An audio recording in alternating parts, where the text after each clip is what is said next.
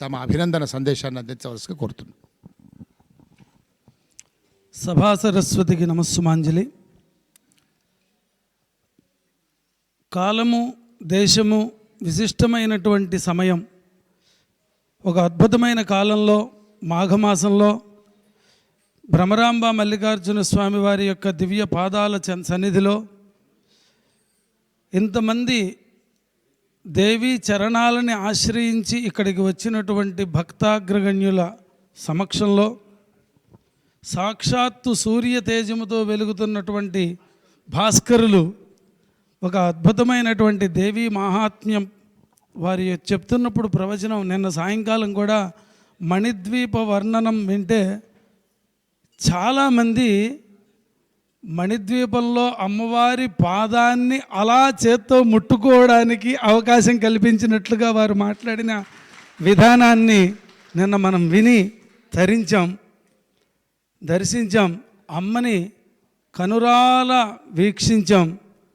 అటువంటి అద్భుతమైన అవకాశాన్ని ఈ క్షేత్రంలో మనందరికీ వినిపించి తాను తరిస్తూ మనందరినీ తరింపజేసినటువంటి శ్రీ భాస్కర శర్మ గారికి పాదాల విందాలకు నమస్కారం తెలియజేస్తూ, ఇంత విశేషమైన కార్యక్రమాన్ని చాలామందికి తెలుసు. మన ఇంట్లో మనం ఒక చిన్న కార్యక్రమం చేసుకుని నలుగురు మనుషులు వస్తేనే ఎంత తంటాలు పడుతుంటామో, ఇంతమంది అనేక మంది భావాలు కలిగిన వ్యక్తుల్ని ఒక చోటకి తీసుకొచ్చి పెద్దవాళ్ళు అయి ఉండి వాళ్ళ ఆరోగ్య పరిస్థితులను కూడా దృష్టిలోకి తీసుకుంటూ అందరికీ ఏ రకమైన వసతి సౌకర్యము ఆహారము కావాలో అవన్నీ ఒక తల్లిగా భావిస్తూ జగదంబ భ్రమరాంబ యొక్క అనుగ్రహాన్ని మనందరికీ అందించినటువంటి ఆ కామేశ్వరుడితో కూడి ఇక్కడ మనకి ఇంత మహత్తరమైన అవకాశాన్ని కల్పించారు.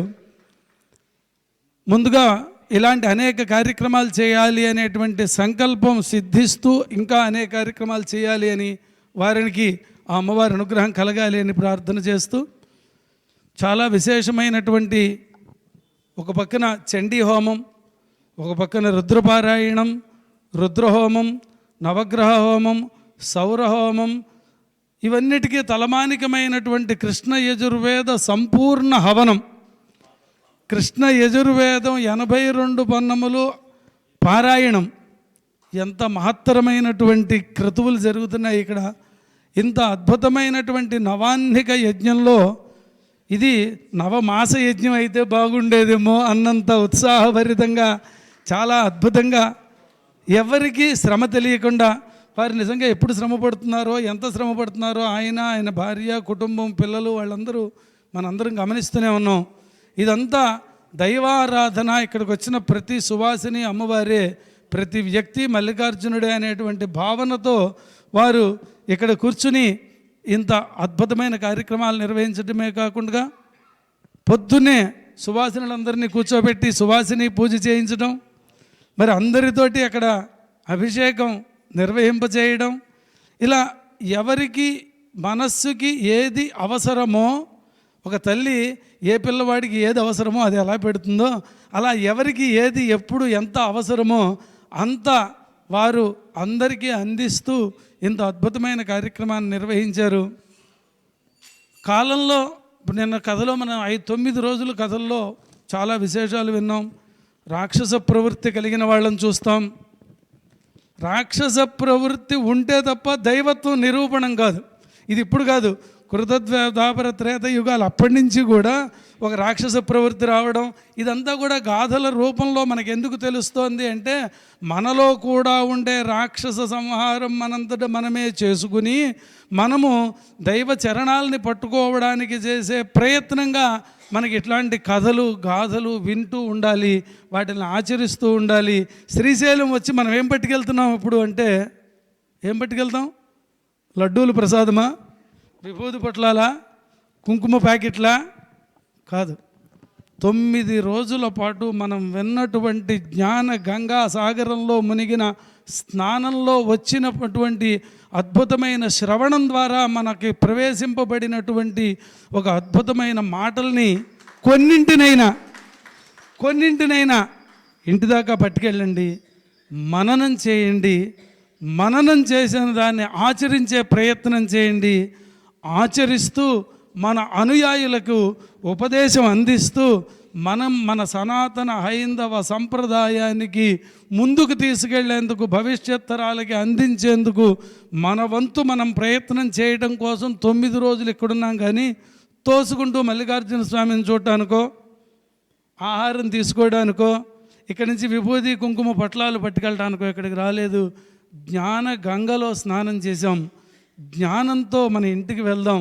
మన జ్ఞానంతో అజ్ఞానంతో ఉన్నటువంటి అనేక మందికి అజ్ఞానాన్ని విముక్తిని చేసి ఈ జ్ఞానాన్ని వారికి కూడా ప్రసరింపచేసే ప్రయత్నం చేద్దాం.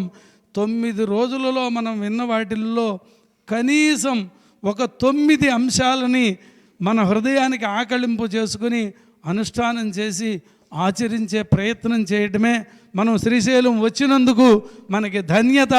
ఇన్ని రోజులు వారు చేసిన ప్రవచనానికి నిజమైనటువంటి గురు సేవ మనం చేసేటువంటి ఒక మంచి కార్యక్రమం. ఇటువంటి ఇవాళ సమాజంలో ఇంకొక విషయంతో పూర్తి చేయాలి. ఇవాళ సమాజంలో కూడా మనం చూస్తున్నాం, రాక్షసులు ఎప్పుడూ ఉంటారు. వారిని నిర్మూలించడం ఎలాగాని అమ్మవారు ఆలోచిస్తూ అనుగ్రహంతో నిర్మూలిస్తుందట. కోపంతో, ద్వేషంతో, పగతో, భయంతో వాడికి బాధ కలిగించేటట్టు కాదు. వారికి ఎలా అంటే ఆప్యాయతతో, అనురాగంతో వాడి బుద్ధిని మంచిగా తయారు చేస్తూ వాడిని సంహరించినట్టు. ఎవరిని సంహరిస్తోంది? వాడిలో ఉండే క్రూరత్వాన్ని, అజ్ఞానాన్ని సంహరిస్తూ చేసేటువంటి ప్రయత్నమే. నిన్న మొన్నటిలో బాధాకరమైనటువంటి కొన్ని మాటలు విన్న మనము శంకర భగవత్పాదుల వారి గురించి మనం విన్నటువంటి బాధాతప్త హృదయంతో ఉన్న మనము ఎప్పటికప్పుడు మనం మాట్లాడకపోవడం తప్పు. వేదికను చూసుకుని మాట్లాడాలి, వేదికను చేసుకుని మాట్లాడాలి. వేదిక లేకపోతే జనాన్ని వెంట పెట్టుకునైనా రోడ్డు మీదకి వచ్చి నా ఇంట్లో నా పిల్లవాడికి కష్టం కలిగితే నేను చూస్తూ ఊరుకుంటానా? మా నాన్నని ఎవరైనా ఒక మాట అంటే నేను హర్షిస్తానా? మనకి జగద్గురు ఇవాళ మనం ఇక్కడ కూర్చున్నాము అంటే, మనం ఈ మహాను బొట్టు పెట్టుకోగలుగుతున్నాము అంటే, మనం దేవతార్చనకి పూజ చేయగలుగుతున్నాము అంటే, మల్లికార్జున స్వామి మీద, భ్రమరాంబ అమ్మవారి పాదాల మీద మనకి సంపూర్ణ విశ్వాసం ఉంది అంటే, ఒకప్పుడు శంకర భగవత్పాదాచార్యుల వారు మనకి ఈ ప్రకరణాన్ని, ఈ విధానాన్ని అనుసరించండిరా అని మనకి చెప్పి ఉండకపోతే ఇవాళ మనం ఎలా ఉండేవాళ్ళమో, ఏ మ్లేచ్చుల్లో ఉండేవాళ్ళమో. అటువంటి మహనీయుడి గురించి మరొక రాక్షస ప్రవృత్తి కలిగిన ఒక వ్యక్తి అజ్ఞానంతో కమ్ముకొని, ఆయన కూడా మహనీయులే, అజ్ఞానం కమ్ముకుని కొంతసేపు చీకట్లో ఉండి కొన్ని తప్పు మాటలు మాట్లాడారు. వారికి ఆ జగదంబ మంచి జ్ఞానాన్ని ఇచ్చి వారిని సరిచేస్తూ అటువంటి మాటల్ని మన దగ్గరికి కూడా రాకుండా ఉంచాలి అని భ్రమరాంబాదేవిని ప్రార్థన చేస్తూ నాకు ఈ అవకాశం ఇచ్చినందుకు సెలవు తీసుకుంటున్నాను.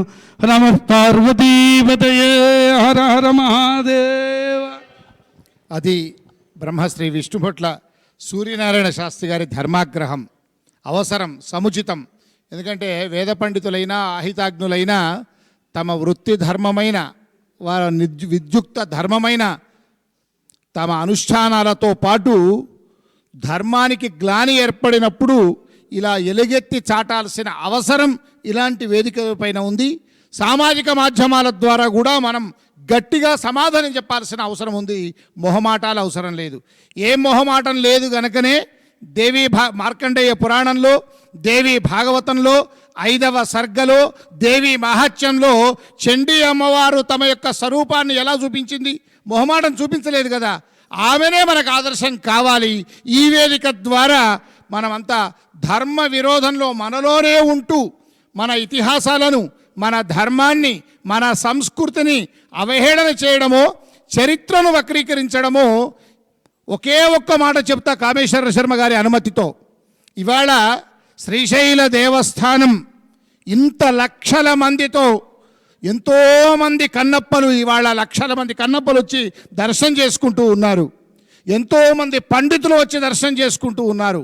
ఇలాంటి వందలాది క్షేత్రాలు ఈ భారతదేశంలో ఉన్నాయి. భారతదేశం వెలుపల కూడా ఉన్నాయి. ఇన్ని దేవాలయాల్లో ఇవాళ మనమంతా ఇంత భక్తిగా, ఇంత ధైర్యంగా, ఇన్ని ఏర్పాట్లతో ఇలాంటి ప్రవచనాలు కానీ, ఉత్సవాలు కానీ బ్రహ్మోత్సవాలు కానీ ఇంకా విశేషంగా ఈ సనాతన ధర్మ ఆహార్యంతో చేసుకుంటున్నామంటే ప్రపంచవ్యాప్తంగా ఇంతటి ఆధ్యాత్మిక ధార్మిక నేపథ్యం వారసత్వం స్వాతంత్రం ఉన్న ఏకైక దేశమైనటువంటి ఈ భారతదేశంలో ఇంత వైభవం జరుగుతుందంటే దానికి కారణం ఒకే ఒక్కరు వారు ఆదిశంకర భగవత్పాదులు. ఆదిశంకరులు లేకుంటే అని గనక మా బంగారే శర్మ గారిను మరొక ఆధ్యాత్మికవేత్తను ఒక్కసారి ఊహించుకుందాం. ఆదిశంకరాచార్యులు ఈ దేశంలో ఉద్భవించలేదు. కాలడిలో ఆర్యాంబ శివగురువుల యొక్క పుణ్య దంపతులకు ఒక్కసారి ఊహిద్దాం ఎలా ఉండేదో. ఓ సిరియానా, ఓ ఆఫ్ఘనిస్తానా, ఓ పాకిస్తానా అంతకు 100 రెట్ల ఘోరమైన స్థితిలో ఉండేది. కానీ ప్రపంచ పటంలో ఇవాళ భారతదేశం ఒక సనాతన ధర్మం దేదీప్యమైనటువంటి వెలుగుతో విరాజిల్లుతున్నదంటే వారు వేసినటువంటి బాట, వారు చిన్నతనంలోనే వారు తురియాశ్రమ స్వీకారం, ఆతుర సన్యాసం తీసుకొని గురుతః సన్యాస స్వీకారం తీసుకొని భారతదేశం అంతా పాదయాత్ర చేసి మొత్తం సనాతన సాహిత్యం మొత్తాన్ని కూడా వారి భాష్యం ద్వారా ప్రకటనల ద్వారా మనము ఎన్ని యుగాలైనా కూడా నిలిచిపోయేటువంటి ఆధ్యాత్మిక ధార్మిక వైదిక సనాతన సాహిత్యాన్ని అందించడమే కాదు, ఈ సనాతన ధర్మం వేలాది సంవత్సరాలు విలసిల్లాలని పెట్టని గోడల 4 ఆమ్నాయ పీఠాలను స్థాపించిన ఆ మహనీయులు ఆదిశంకర భగవత్పాదులు. అలాంటి ఆదిశంకరుల బాటనే రామానుజుల వారైనా మధ్వాచార్యులైనా కొనసాగారు. అలాంటి స్థితిలో ఎన్నో మనకు ప్రమాణాలుంటే అసలు ఆమ్నాయ పీఠాలు ఆదిశంకరులు స్థాపించలేదు అనే ఒక హాస్యాస్పదమైనటువంటి అనాలోచితమైనటువంటి వాదన ఈ మధ్యకాలంలో రావడం దౌర్భాగ్యం. ఇలాంటి వేదికల ద్వారా అలాంటి అజ్ఞానులే అనాలి. ఆదిశంకరులు ఆమ్నాయ పీఠాలు స్థాపించలేదు అంటే అంతకన్నా అజ్ఞాని ఎవరైనా ఉంటారా? ఆస్తికుల్లో ధార్మికుల్లో దాన్ని మనం ఎలుగెత్తి ఇలాంటి వేదికల ద్వారా చాటి అందరికీ కనువిప్పు కలిగించాలి. వారన్నట్టు విష్ణుపట్ల వారన్నట్టు సద్బుద్ధిని కలిగించాలని అమ్మవారిని ప్రార్థించాల్సిన అవసరం ఉంది. అందుకు ఈ వేదిక ద్వారా మనమంతా ఒక నినాదం ఇవ్వడానికి ఒక అవకాశం దొరికినందుకు కామేశ్వర శర్మ గారికి ధన్యవాదాలను తెలియజేస్తూ, ఇప్పుడు ఈ 9 రోజుల పాటు ఈ కార్యక్రమం ఇంత వైభవంగా జరిగితే మనం వీక్షించాం. కానీ కొన్ని నెలల పాటు కష్టపడ్డారు ఆయన. ఇంతకుముందే విష్ణుపట్ల వారు చెప్పినట్టు ఒకవైపు రుద్రహోమం, చండీ హోమం, సౌర హోమం, అంతేకాకుండా కృష్ణ యజుర్వేద సంపూర్ణ హోమము పారాయణాలు జరిగాయి. ఇంతటి ఉదయం అందరూ అమ్మవారి స్వరూపమైన మీ అందరి చేత కుంకుమార్చనలు జరిగాయి. ఇంతటి మహత్తర కార్యక్రమం, షడ్రసోపేతమైన భోజనం, చక్కని వసతి, ఇన్ని ఏర్పాట్లు, ఇన్ని సౌకర్యాలు, ఇన్ని కార్యక్రమాల సమాగమం ఏర్పాటు చేస్తే ఎంత కృషి జరగాలి. అంత కృషికి కారకులైనటువంటి ధార్మికులు శ్రీ గోవిందావజ్జుల కామేశ్వర శర్మ గారిని తమ స్పందనను తెలియజేశాక చివరగా శ్రీ బంగారే శర్మ గారి ప్రసంగం, తర్వాత భాస్కర శర్మ గారి యొక్క అనుగ్రహ భాషణం, ఇవి 2 ఉంటాయి. శ్రీ గోవిందావజ్జుల